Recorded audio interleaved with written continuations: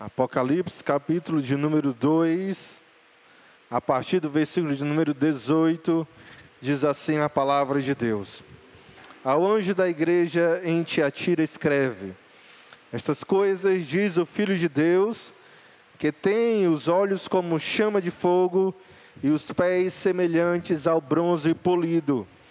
Conheço as tuas obras, o teu amor, a tua fé, teu serviço, a tua perseverança e as tuas últimas obras, mais numerosas do que as primeiras.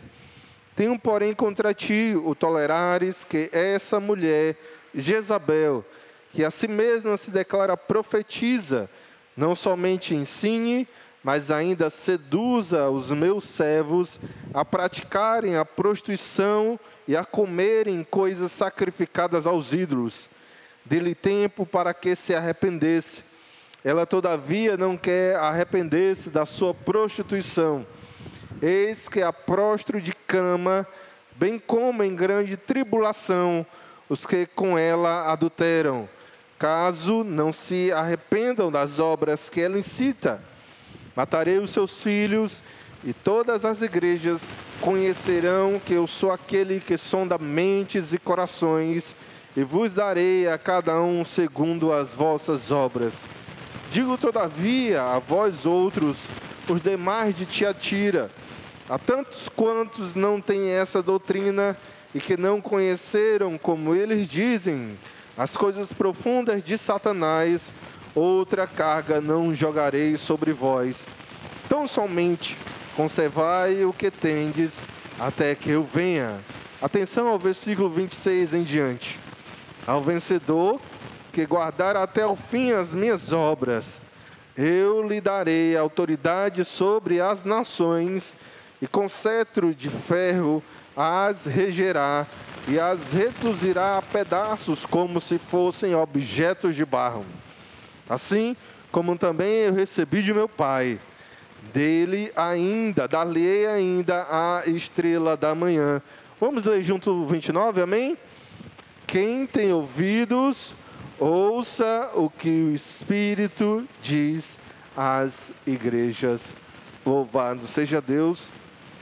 Antes mesmo de iniciarmos essa mensagem, eu quero também prestar aqui a minha homenagem à Igreja Presbiteriana de Vila Mar, que está comemorando nessa data 50 anos, louvando a Deus, porque há 50 anos, em 1973, Deus enviou para a Praia Mansa a iniciar um trabalho de evangelismo naquele lugar, o pastor missionário Bill White, que hoje descansa no Senhor. Presbítero? Sim? Com certeza.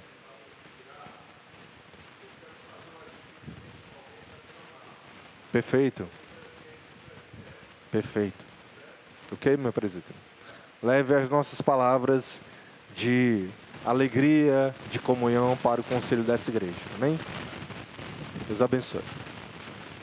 Hoje, meus queridos irmãos, nós iremos continuar a nossa mensagem que traz o seguinte tema: as promessas de Cristo ao vencedor, e nós iremos, como eu já adiantei, meditar aí nos versículos finais de Apocalipse 2, mais precisamente nos versículos 26 até ao 29. Ok, até a carta ao anjo da igreja de Tiatira, que é a quarta carta do Apocalipse, nós encontramos pelo menos 2 desafios para a igreja ou para as igrejas do primeiro século, e também, irmãos, para as igrejas do século atual dos nossos dias.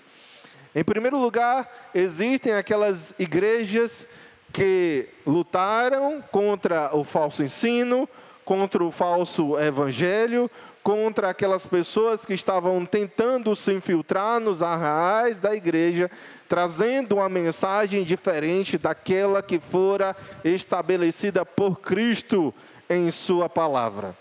Mas também, irmãos, existiram e existem ainda aquelas igrejas que lutam contra a perseguição, que sofrem opressão, que hoje ainda estão sendo perseguidas e são perseguidas por causa da sua fé em Cristo, por causa do seu amor ao Senhor. Então, irmãos, o que nós temos aqui, até a carta ao anjo de Tiatira, são dois tipos de lutas que essas igrejas enfrentam. Em primeiro lugar, nós temos as lutas internas, aquelas pessoas que, como eu disse, se enfrentavam nos arraiais da igreja, trazendo, propagando o falso evangelho. E em segundo lugar, nós temos também as lutas externas, que são as lutas que as igrejas sofriam em decorrência da opressão que o Império Romano lançava sobre elas. Nós vemos esses dois tipos de perseguição, de lutas, melhor dizendo, quando nós olhamos, por exemplo, para a igreja de Éfeso. Qual era o desafio da igreja de Éfeso? Era o desafio interno. Eles lutaram, na verdade, essa igreja rejeitou aqueles que a si mesmos se declaravam apóstolos e não eram, e que estavam tentando trazer um evangelho diferente para a igreja. Esse era o desafio da igreja de Éfeso. Quando nós olhamos para a igreja de Esmirna, o desafio que essa igreja enfrentava era externo, era a perseguição, era a opressão que o imperador Domiciano infligia contra essa igreja em decorrência da sua exigência, não só de lealdade, mas de adoração ao império. Quando nós olhamos para Tiatira, irmãos, nós não temos apenas as lutas, nós não encontramos apenas as lutas do tipo interno, ou ainda, nessa igreja não existe apenas as lutas externas. Em Tiatira, irmãos, nós encontramos tanto a luta interna quanto a luta externa. Essa igreja batalha, guerreia dos dois lados, nessas duas frontes. Tanto nós encontramos aqui, irmãos, pessoas vis, pessoas ímpias, que estavam tentando contaminar essa igreja com ensino, com doutrinas, com ideias completamente diferentes, alheias à palavra do Senhor. E nós encontramos também aqui nessa igreja, irmãos, o sofrimento, a dor, a angústia em decorrência da perseguição que ela sofria.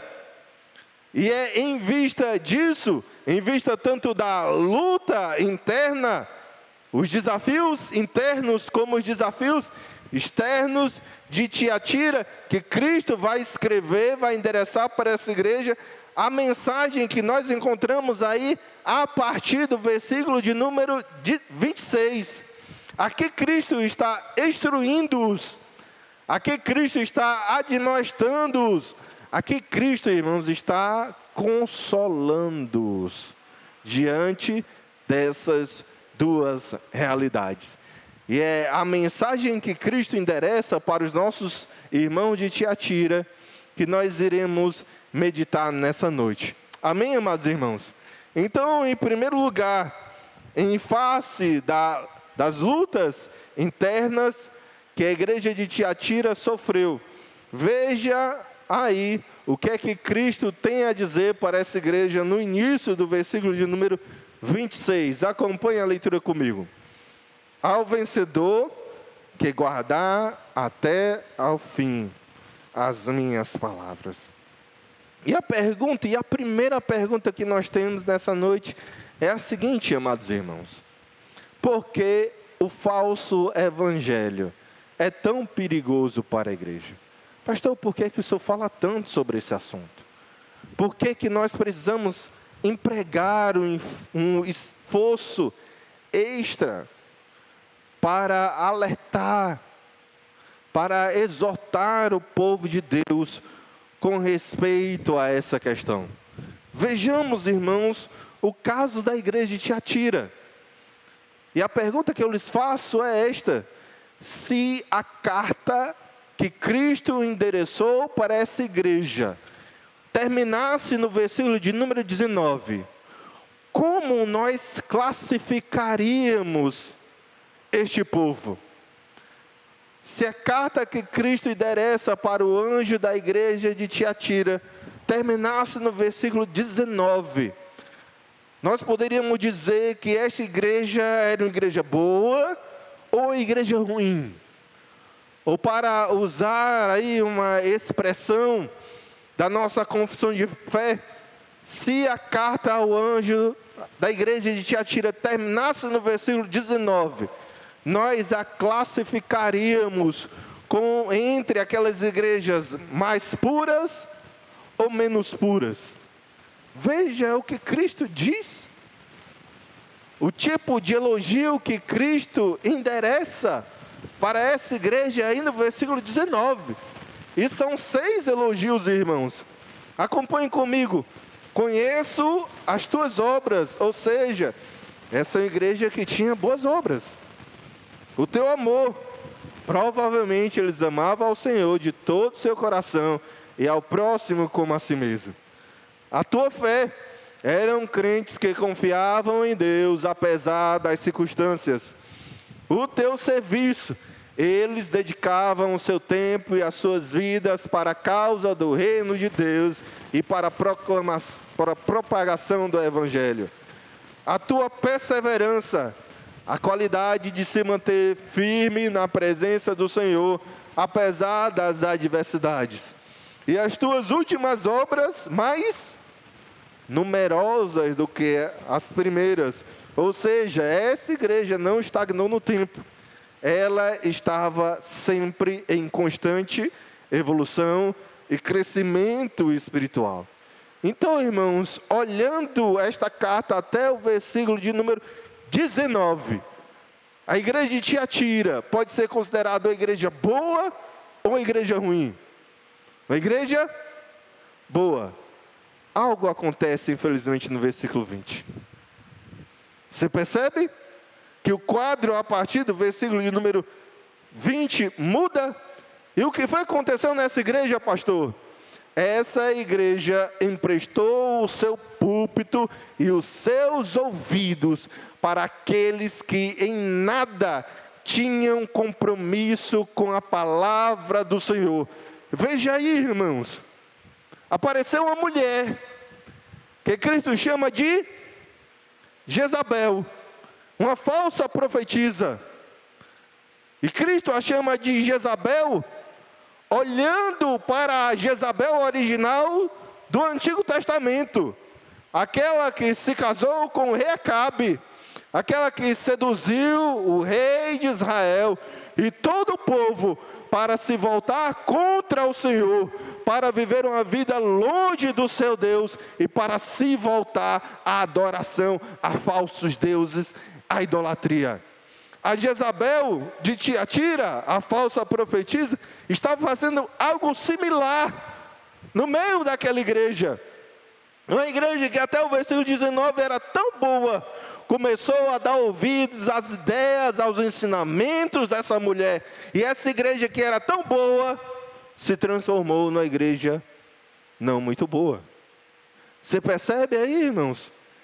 Então, a questão que nós temos é a seguinte: quando é que uma igreja boa começa a se tornar uma igreja ruim? Quando é que a igreja fiel a Cristo começa a se desviar de Deus e a trilhar outros caminhos? Será, meu pastor, que não é quando os crentes começam a desprezar a oração? Pastor, será que não é quando os crentes começam a não mais frequentar os cultos? Será, meu pastor, que não é quando os crentes não têm mais tempo para buscar a Deus em sua palavra? Será ainda, meu pastor, não será ainda, meu pastor, quando acontece um pecado um pecado hediondo na igreja, até mesmo entre os seus líderes, será que não é nesse momento que uma igreja boa começa a se transformar numa igreja ruim? E ouçam o que eu vou lhes dizer, irmãos. Não. Ou não apenas. Na verdade, tudo isso que eu acabei de dizer para vocês é consequência de outra coisa.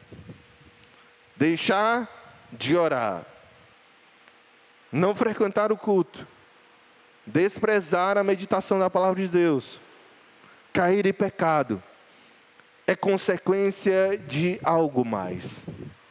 Sabe quando é que uma igreja fiel passa a trilhar outros caminhos? Sabe quando é que uma igreja firme começa a caminhar de forma diferente?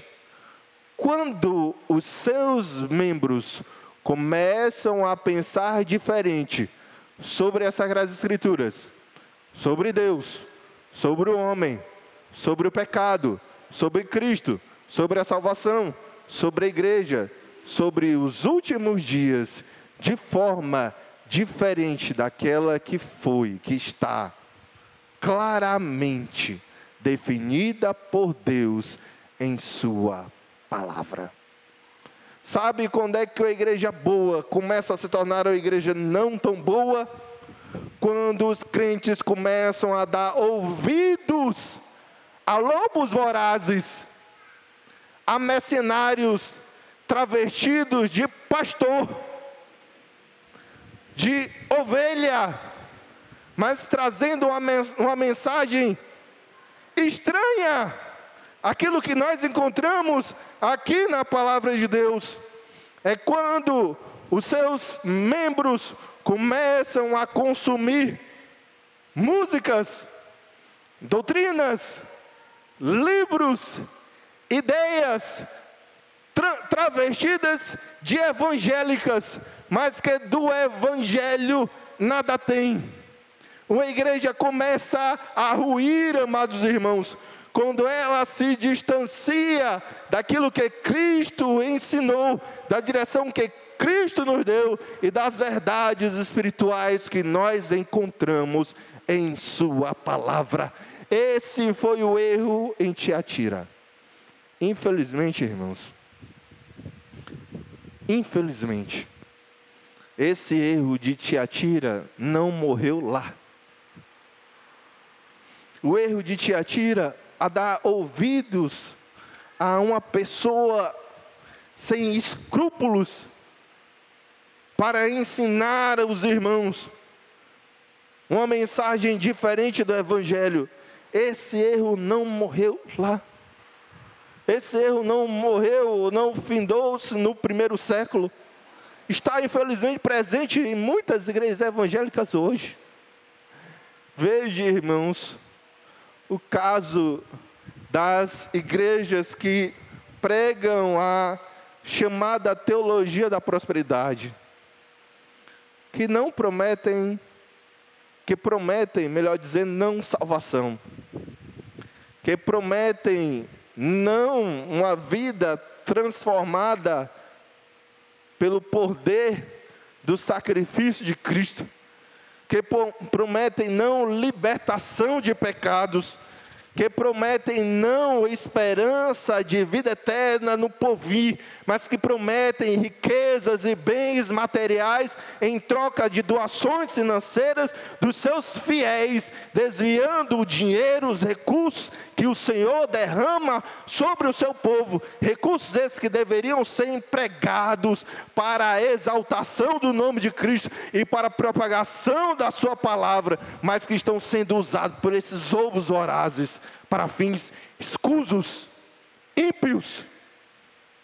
Veja, irmãos, o caso das igrejas onde nós menos encontramos Cristo, menos encontramos o cristianismo e mais encontramos elementos de outras religiões.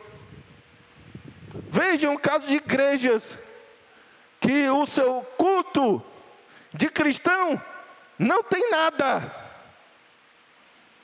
Cultos que nós dificilmente ou nunca iríamos classificar como um culto cristão. Nós poderíamos classificar isso com uma facilidade muito grande como um culto de qualquer outra religião. De cristão, jamais.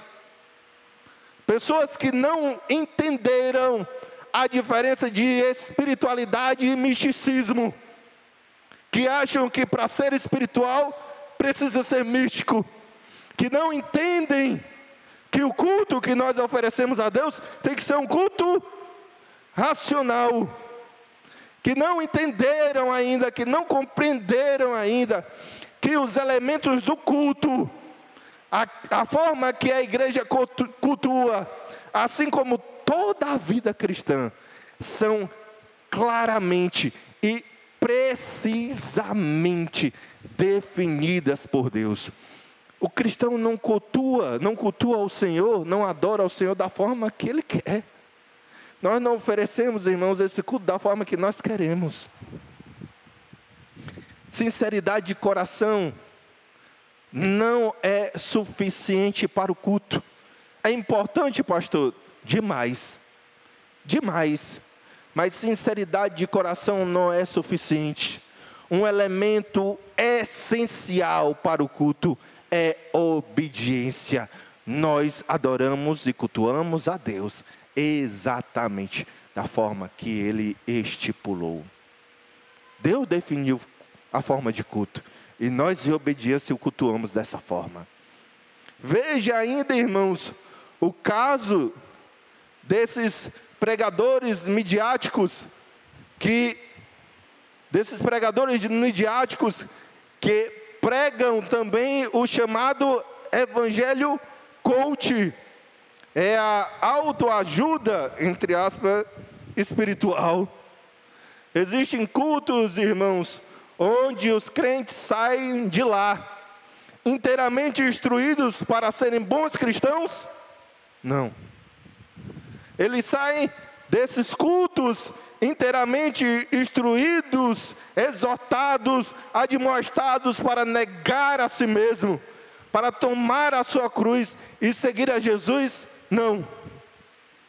Nesses cultos, os cristãos saem entendendo a sua profunda, completa necessidade de Deus e como eles precisam, carecem constantemente do Salvador? Não. Existem cultos, irmãos, de lugares que se chamam igreja, onde os crentes saem de lá completamente instruídos para serem bons empresários, bons vendedores, bons gerentes, bons homens de negócio, bons empreendedores, mas não bons cristãos. Não para viver aquilo que é importante para Deus, para o seu reino, conforme Ele declarou em sua palavra. Infelizmente, a Jezabel, infelizmente, os falsos profetas, infelizmente, os falsos pastores ainda permanecem hoje, e Cristo tem uma palavra para aquelas igrejas que flertam com esse tipo de pessoas, com esse tipo de ensino. É a palavra que está aí no início do versículo 26. Persevere. Permaneça fiel. Persista em nome de Jesus. Novamente, o início do versículo 26. Ao vencedor que guardar até o fim as minhas obras. É a primeira vez, irmãos, que Cristo qualifica o vencedor. Que Cristo dá características ao vencedor. Que Cristo descreve as qualidades do vencedor. E quem é o vencedor de acordo com o início do versículo 26? É aquele que guarda as obras de Cristo. Amém? Eu quero que você destaque exatamente esse verbo guardar. Destaque esse verbo guardar, meu irmão. E a ideia de guardar no original é proteger, é perseverar, é manter. Paulo, por exemplo, usa esse mesmo verbo em 2 Timóteo 4,7, quando ele diz: combati o bom combate, completei a carreira, guardei a fé. Então, já de forma isolada, o verbo perseverar no original já transmite essa ideia de perseverança. Só que em Apocalipse 2:26, existe uma expressão que está ligada ao verbo guardar. É guardar até ao fim. Guarde até o fim, irmãos. O pai costuma dizer algo sobre a vida cristã. Ouçam isso. Ele diz que a vida cristã é uma longa corrida. Nas Olimpíadas, nós vemos isso nas Olimpíadas. Tem lá as corridas de 100 metros, de 200 metros, de 400 metros. Mas tem também a maratona. A vida cristã, irmãos e irmãs, não é uma corrida de 100 metros. É uma maratona. É uma maratona que inicia-se exatamente quando o Espírito Santo aplica a obra de regeneração dos nossos corações. E que terminará apenas quando o Senhor nos chamar. Alguém, se referindo, ou no contexto do mundo empresarial, disse que a estrada do sucesso é pavimentada com pedras de perseverança, e nós poderíamos usar, irmãos, essa frase de forma muito tranquila para descrever a vida cristã. A vida cristã, a caminhada cristã, meus irmãos, é pavimentada com pedras de perseverança. Eu e você precisamos perseverar. E eu e você já sabemos duas coisas sobre perseverança. O que é, pastor? Em primeiro lugar, lembre-se disso. A perseverança é a marca do verdadeiro cristão. Aquele que foi escolhido por Deus o Pai. Aquele que foi salvo por Cristo o Filho. Aquele que foi regenerado pelo Espírito Santo. Este certamente perseverará até o fim. Será fiel ao Senhor até quando Cristo chamar. Amém, meu irmão? A segunda coisa que nós sabemos sobre perseverança, irmãos, é que Deus é quem nos capacita para tal fim. É o Espírito Santo que habita em nós, quem nos habilita para que nós nos mantenhamos fiéis no caminho do Senhor.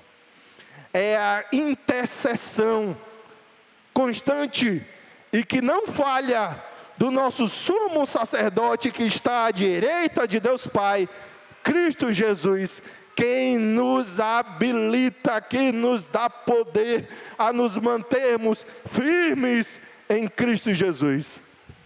É, irmãos, o pacto eterno que Deus fez conosco, no qual Ele mesmo se comprometeu a nos dar poder para perseverarmos. É esse pacto e é esse compromisso de Deus que nos mantém de pé. O poder, a capacidade que o crente tem para perseverar não é um poder, uma força carnal, é um poder espiritual fornecido para todo aquele que nele crê, todo aquele que nele crê, pela Santíssima Trindade. Amém, meu amado irmão? Então, ouça isso em nome de Jesus. Persevere. Continue firme. Continue fiel. Mantenha o seu foco em Cristo. Não deixe o seu coração se enveredar por outras ideias, outras doutrinas, outros ensinamentos, senão o ensino do Santo Evangelho de Deus. Amém? Prosseguindo no texto, meus amados, nós vemos que Cristo tem uma palavra não apenas para a igreja que luta contra o falso ensino. Cristo também tem uma igreja que luta, que sofre, referente com respeito às perseguições do Império Romano. Leia aí comigo o restante do texto, na parte final do versículo 26 até o versículo de número 28. Diz o seguinte: eu lhe darei autoridade sobre as nações, com cetro de ferro as regerá, e as reduzirá a pedaços como se fossem objetos de barro. Assim como também eu recebi de meu Pai, dar-lhe-ei ainda a estrela da manhã. Destaque aí essas duas expressões no texto: autoridade sobre as nações, cetro de ferro, estrela da manhã. Autoridade sobre as nações, cetro de ferro, estrela da manhã. Em um outro momento, irmãos, nós poderíamos analisar cada uma dessas expressões de forma detalhada, mas hoje já me é suficiente que você entenda que todas essas expressões descrevem a ideia de governo, a ideia de domínio, a ideia de autoridade. Então, irmãos, Cristo tem uma mensagem para a igreja que está sendo perseguida. A mensagem de Cristo para a igreja que luta contra o falso evangelho é: persevere. E a mensagem que Cristo tem para a igreja que está sendo perseguida é esta: nós reinaremos com Cristo. Irmãos, nós reinaremos com Cristo. E eu preciso que você entenda isso em contexto. A igreja sempre foi perseguida. A igreja, irmãos, sempre foi perseguida.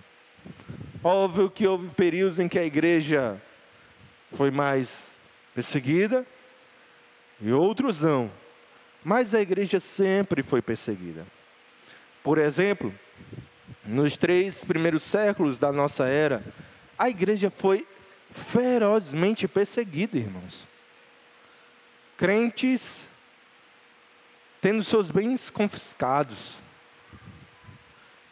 crentes sendo presos, crentes sendo mortos, inclusive muitos deles sendo mortos brutalmente, sendo jogados nos coliseus, engolidos por feras, massacrados por gladiadores, outros ainda queimados em praça pública. Essa é a realidade, irmãos, que permeou a igreja nos 3 primeiros séculos da nossa era. Nós nos lembramos com pesar de nomes como Nero, Domiciano, Trajano, Diocleciano, todos imperadores romanos cruéis, que massacraram, que empregaram todas as suas forças contra a fé cristã. Nesse período, irmãos, os apóstolos Pedro e Paulo, por exemplo, foram mártires. O apóstolo João, preso, exilado na ilha de Patmos. A vida dos nossos irmãos no primeiro século não foi nada fácil. No período da reforma, irmãos, a coisa não foi tão diferente assim. O grande reformador Lutero foi excomungado da igreja de Roma. As suas obras, seus livros foram queimados em praça pública. Vários foram os editos imperiais proibindo a circulação, a propagação de ideias reformadas. Em vários países, irmãos, houve conflitos. Na França, na Alemanha, na Suíça, na Inglaterra. Os nossos irmãos nesse período foram perseguidos e sofreram. Lembre-se que no Brasil não foi diferente. Lembre-se que as duas primeiras tentativas de se implantar a igreja presbiteriana em solo nacional foi barrada por conta de perseguição religiosa. E não há muito tempo atrás, na nossa nação, ser cristão, irmãos, era sinônimo de problema. Defender a fé cristã era sinônimo de dificuldades. E muitas das nossas igrejas históricas hoje, igrejas com mais de 80 anos, de 100 anos, só foram implantadas à custa da vida e de sangue de muitos de nossos irmãos.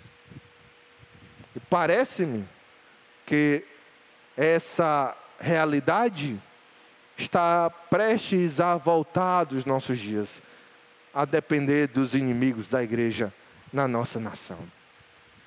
Ainda hoje, amados irmãos, a igreja é perseguida. A igreja é perseguida em países africanos.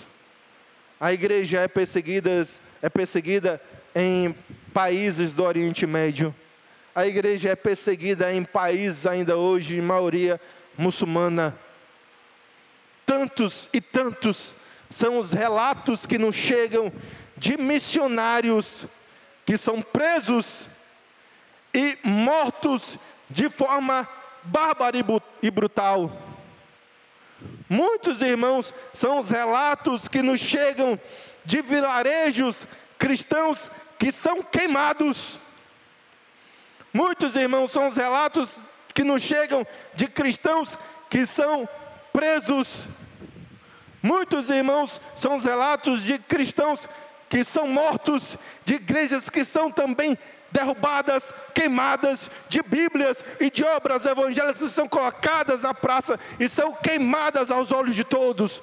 Ainda hoje a igreja é perseguida. A igreja sempre foi perseguida. Mas ouça isso, não será, a igreja não será para sempre perseguida. Haverá, meus amados irmãos, o dia do basta. Haverá, meus amados irmãos, chegará. E esse dia está cada vez mais próximo, onde nunca mais sequer um missionário evangélico será perseguido, nunca mais. Haverá, irmãos, está chegando o dia em que não mais nenhuma Bíblia será queimada. Chegará o dia, irmãos, esse dia está cada vez mais próximo, em que nunca mais sequer nenhuma igreja será queimada. Chegará, irmãos, o dia, e esse dia está cada vez mais próximo, em que o povo de Deus não será mais perseguido. É isso que está nos dito aí, é isso que Cristo nos ensina, a partir do final do versículo de número 26, chegará o dia em que Deus considerará a sua igreja a autoridade sobre as nações, cetro de ferro e a estrela da manhã. Chegará o dia, e esse dia está cada vez mais próximo, em que nós reinaremos com Cristo.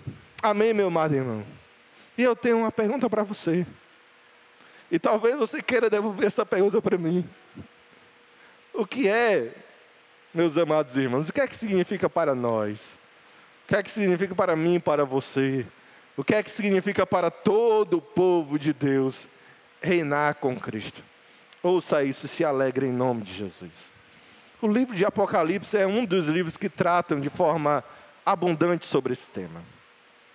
Na verdade, no livro de Apocalipse, a gente tem que entender como a igreja irá reinar com Cristo. O livro de Apocalipse nos relata sobre a vitória de Cristo. Por exemplo, em Apocalipse 20, se Deus nos permitir a oportunidade de ainda estudar esse capítulo, mas em Apocalipse 20, Cristo vence 2 inimigos da igreja, a saber, Satanás e a morte. Em Apocalipse 20, Cristo lança o diabo no lago de fogo e enxofre, onde lá já estarão a besta e o falso profeta. E em Apocalipse 20, Cristo lança a morte também no lago de fogo. Os 2 inimigos da igreja, irmãos, são derrotados pelo nosso Senhor, o diabo e a morte. Em Apocalipse 21, Cristo derrota mais um inimigo da igreja, que é o pecado e as suas consequências. Qual é a consequência do pecado? É dor. Qual é a consequência do pecado? É pranto. Qual é a consequência do pecado? É angústia, é sofrimento, é a morte. E Cristo declara, por exemplo, em Apocalipse 21:4, que e lhes enxugará dos seus olhos toda lágrima, e a morte já não existirá, já não haverá luto, nem pranto, nem dor, porque as primeiras coisas passaram. Cristo irá vencer o pecado e as suas consequências.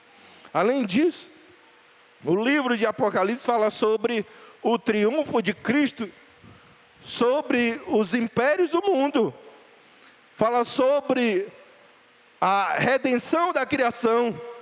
Fala sobre o reestabelecimento da justiça. Fala sobre a vitória de Cristo sobre a apostasia. Fala sobre a vinda gloriosa de Cristo. E este livro aqui, irmãos, fala sobre as bodas do Cordeiro, que é a festa da vitória final de Cristo Jesus. Sabe o que nós aprendemos com tudo isso? É que nós estaremos juntos com Cristo Jesus, desfrutando de toda a sua vitória, porque mais uma vez nós reinaremos com o Senhor. Reinar com Cristo, irmão, significa exatamente isso. Em Cristo, nós venceremos contra o diabo, contra o pecado, contra o mundo, contra a morte. Existem alguns versículos da Bíblia que falam sobre essa realidade. Alguns, por exemplo, Apocalipse 5:10, que diz, se referindo à igreja, para o nosso Deus os fizeste reis e sacerdotes. E eles, novamente se referindo à igreja, eles reinarão sobre a terra. Romanos 8:17 diz, ora, se somos filhos, também herdeiros de Deus e co-herdeiros com Cristo. E se com Ele sofremos, também com Ele seremos glorificados. E para não se estender, essa lista aqui é muito grande, irmãos. 2 Timóteo 2:12, a parte inicial que diz, se perseverarmos com Ele, também reinaremos. Nós reinaremos com o Senhor, irmãos. Há uma promessa de Cristo aqui para a igreja sofredora e perseguida. O sofrimento não vai apenas acabar. Não é que o sofrimento vai acabar apenas. O sofrimento, irmãos, vai acabar e nós reinaremos com Cristo. Não é que apenas a dor vai chegar ao fim. A dor vai chegar ao fim e nós reinaremos com Cristo. Não é que apenas a igreja deixará de ser perseguida. A igreja, irmãos, deixará de sofrer perseguição e ainda nós reinaremos com Cristo.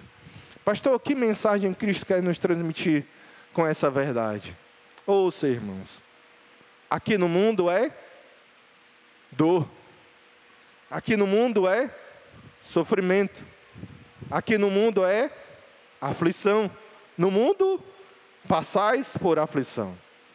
Mas é aqui, irmãos, há a vida do porvir e vale a pena se manter fiel ao Senhor.